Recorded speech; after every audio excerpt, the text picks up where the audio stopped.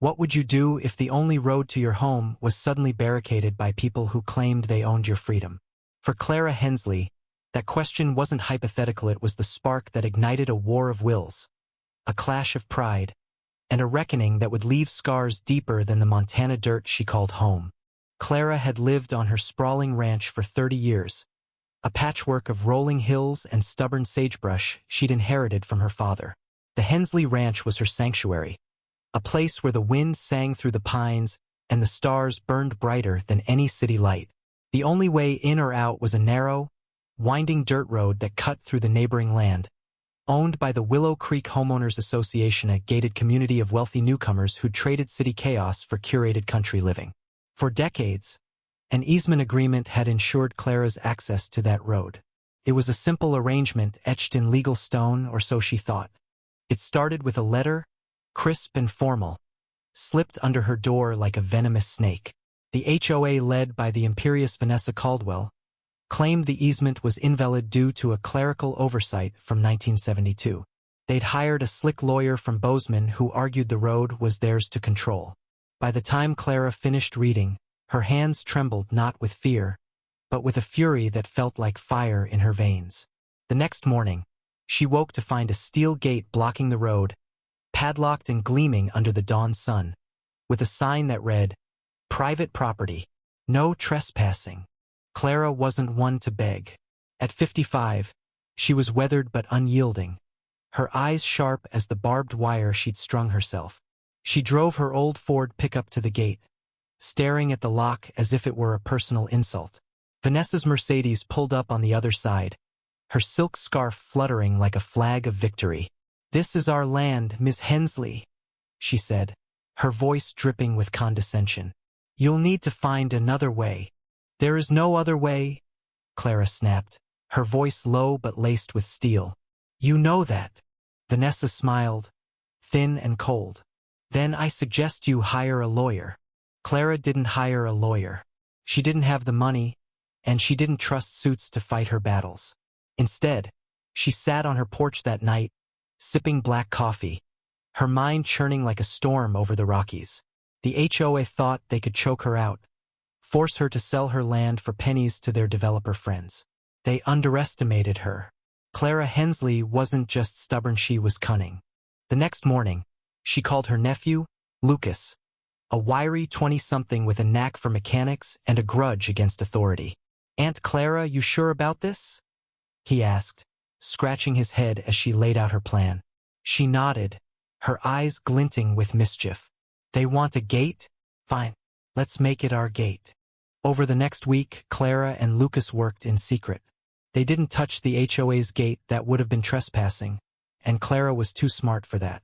Instead, they built a second gate just 10 feet down the road on her property line. It was a sturdy thing, welded from scrap metal and painted with a single word in bold red letters: toll. By Friday, they'd rigged it with a makeshift ticket booth, a cash box, and a sign: Hensley Ranch Access Fee, $20 per vehicle. Cash only. The HOA residents were livid. The first to confront her was Greg Palmer, a retired stockbroker who drove a gleaming Range Rover. "This is extortion," he bellowed, waving a fist as Clara leaned against her booth, chewing a piece of straw. "Call it what you want," she said coolly. "This is my land, my gate, my rules. You want to use my road to get to your fancy houses? Pay up." Greg paid. So did the others. By the end of the week, Clara's cash box was heavy with 20s, and the HOA was in chaos. Vanessa called an emergency meeting, her face pale with rage as she stood before her neighbors, promising to crush Clara's pathetic stunt. But Clara had read the easement agreement backward and forward. It gave her rights to the road, too, and nothing in the fine print stopped her from charging for access to her portion of it. The toll gate became a daily spectacle. Some residents paid grudgingly, muttering curses as they handed over their cash. Others tried to negotiate, offering IOUs or threats. One man, a tech mogul named Ethan, tried to charm her with a grin and a bottle of wine. Clara poured the wine into the dirt and charged him double for loitering. But not everyone was an enemy. One morning, a beat-up Subaru pulled up, and out stepped Mia Torres, a quiet woman who'd moved to Willow Creek a year ago. Unlike the others, Mia didn't live in a mansion. She rented a modest cottage on the edge of the community, working as a nurse in town. "I don't agree with what they're doing to you," she said softly, handing Clara a 20. "But I need this road to get to work." Clara studied her, noting the tired lines around her eyes. "You're not like them," she said, sliding the bill back. "No charge for you." Mia hesitated, then nodded, a flicker of gratitude in her gaze. That small act of kindness planted a seed, though Clara didn't know it yet. The battle escalated. Vanessa's lawyer sent cease and desist letters, which Clara used to light her campfire. The HOA tried rerouting their access through a muddy back road, but it was impassable half the year. They even hired a security guard to intimidate Clara, but she stared him down with a shotgun propped casually on her shoulder, and he left without a word. Then came the twist Clara never saw coming. One evening, as she tallied her earnings, Mia appeared at the gate, her face pale.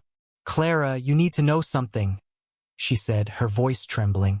"I overheard Vanessa at the HOA meeting. They're not just after your road theory, after your land. They've got a developer ready to pay millions for it, and they're working with someone on your side." Clara's blood ran cold. "Who?" Mia swallowed hard. "Lucas." The betrayal hit like a sledgehammer. Lucas, her own nephew, had been sneaking off to meet with Vanessa, lured by promises of a payout. He'd been feeding the HOA information about Clara's finances, her routines, her weaknesses. The toll gate, her act of defiance, had been the perfect distraction while they plotted to force her out. Clara confronted Lucas that night. He stood in her kitchen, head bowed, unable to meet her eyes.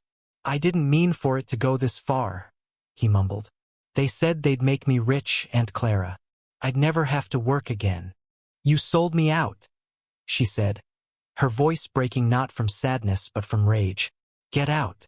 Lucas left and Clara was alone. The fight drained from her, replaced by a bone-deep weariness. She could have kept the toll gate, kept bleeding the HOA dry, but what was the point?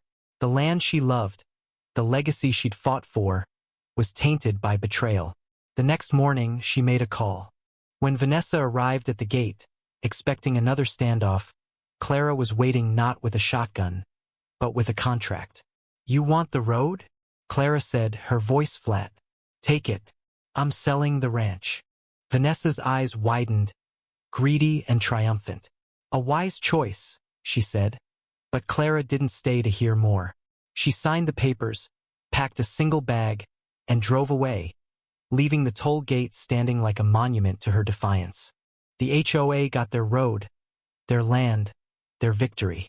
But as the bulldozers rolled in, tearing up the sagebrush and flattening Clara's home, something shifted in Willow Creek.